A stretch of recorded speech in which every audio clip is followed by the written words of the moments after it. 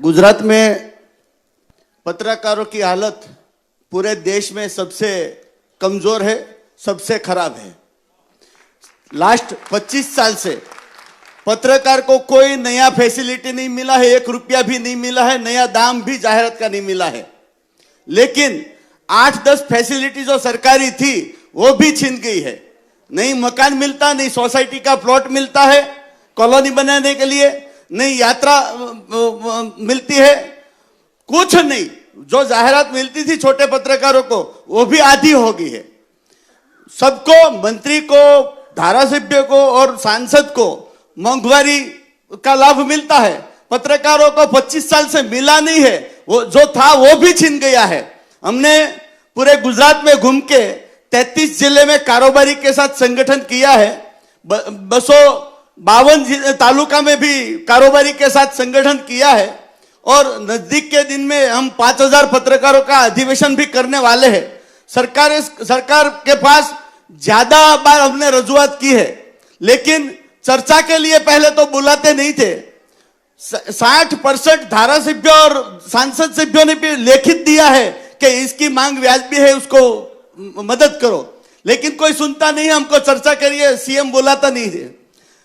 Last में प्रदेश अध्यक्ष के साथ 2 बार टेबल टॉक हुआ है। उसने कुछ किया है कि इसकी 7-8 मांग हम आपकी स्वीकारेंगे, लेकिन आप सरकार के विरुद्ध लिखना बंद कर दो, वो उसकी कंडीशन है। लेकिन हम कोई सौदे का काम उसके पास नहीं करना चाहते। आप प्रेस मीडिया गुजरात का उत्थान करने के लिए कौन सी पॉलिसी लगाएंगे? गुजरात के पत्रकारों को स्वाभिमान से जीने के लिए, काम करने के लिए आप कौन सी पॉलिसी हमको देंगे? उसका हम इंतजार करते हैं। हमारे पत्रकार भाइयों ने अभी अपने मुद्दे उठाए। मुझे सबसे इंटरेस्टिंग आपकी बात यह लगी कि चर्चा के लिए भी नहीं बुलाते। इनको अहंकार हो गया है, इनको गरूर हो गया है। 27 साल की सत्ता में रहने के बाद इनको लगता है। हम कई बार गुजरात में जब आते हैं तो यहाँ के नेताओं से बात करते हैं, बीजेपी वालों से। हमने कहा कुछ करते क्यों नहीं हो? कहते हैं जरूरत क्या है, क्यों करें, ऐसे ही वोट मिल रहे हैं, कहां जाएंगे लोग? बोले कांग्रेस को देंगे तो कांग्रेस वाले हमारे में आ जाएंगे।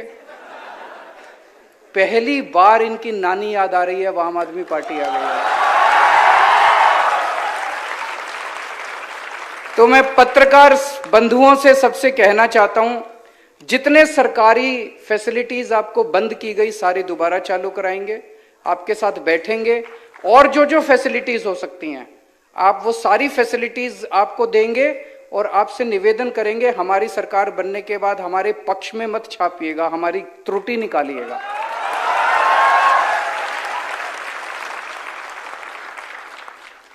अब सीधा मुद्दे पे आता हूं, मैं पॉलिटिकल बात नहीं करूंगा।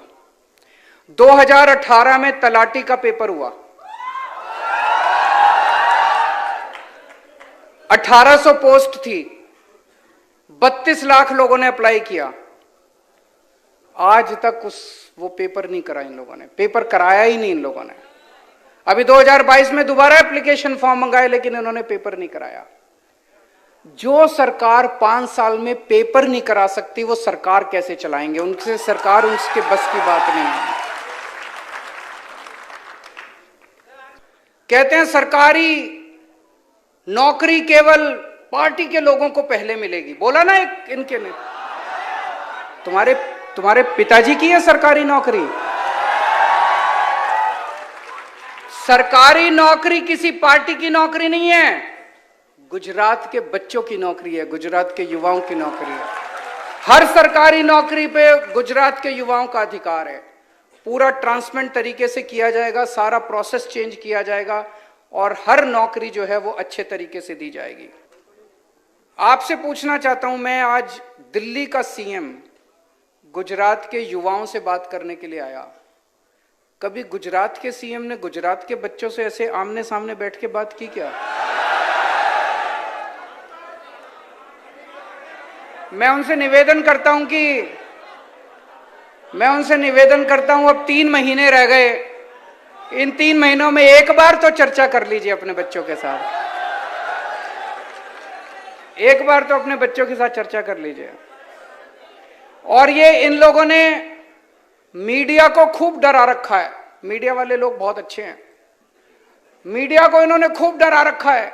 सारे मीडिया को उन्होंने ऑर्डर जारी किया हुआ है कि किसी भी डिस्कशन में आम आदमी पार्टी वालों को नहीं बुलाना। अखबारों को कहा हुआ है कि आम आदमी पार्टी की खबर नहीं छपनी चाहिए। तो मैं आज गुजरात के युवाओं को अपील करना चाहता हूं, अपने अपने सोशल मीडिया को उठा लेना और ये वाला चुनाव सोशल मीडिया के ऊपर लड़ेंगे। सारे युवा आज ही जितना हो सकता है फेसबुक के ऊपर, ट्विटर के ऊपर, इंस्टाग्राम के ऊपर, लिंक्डइन के ऊपर, जितना हो सकता है हर एक के ऊपर आप डालो कि इस बार सब लोग आम आदमी पार्टी को वोट दो। जैसे हम लोगों ने दिल्ली बदली, फिर पंजाब बदल रहे हैं, आप सबके साथ मिलकर गुजरात को भी बदलेंगे, नया गुजरात बनाएंगे। जो मेरे को लग रहा है गुजरात एक बड़ा बदलाव मांग रहा है। 27 साल में इन लोगों से तंग आ गया गुजरात एक बड़ा बदलाव की तरफ जा रहा है। हम सब मिलके अब एक नया गुजरात। कोई जेल गया क्या आज तक पेपर फूटने की वजह से? अब जेल जाएगा, अब जेल जाएगा। मध्य प्रदेश में तो व्यापम घोटाला हुआ था, ये तो महाव्यापम घोटाला चल रहा है गुजरात के अंदर तो महाव्यापम घोटाला चल रहा है। मनीष सिसोदिया ने कोई गलत काम नहीं किया, झूठा केस बना के सीबीआई इनके यहां भेज दी, लेकिन आज तक पेपर फूटने वाले के यहां किसी के यहां सीबीआई नहीं गई, सीबीआई की रेड नहीं कोई सीबीआई। क्यों? वो सारे इन्हीं के लोग हैं जो पेपर फोड़ते हैं। तो हमारी सरकार बनेगी, कानून लेके आएंगे, पेपर फोड़ने वालों को कम से कम 10 साल की सजा होगी। और 2015 के बाद से जितने पेपर फूटे सबके केस खोले जाएंगे, सबकी इंक्वायरी दोबारा कराई जाएगी और सबको जेल भेजेंगे। जितने पेपर फोड़े इन्होंने सबको जेल भेजेंगे, पेपर फोड़ने वालों। अब खबरदार, दिसंबर के बाद अगर किसी ने गुजरात में पेपर फोड़ा तो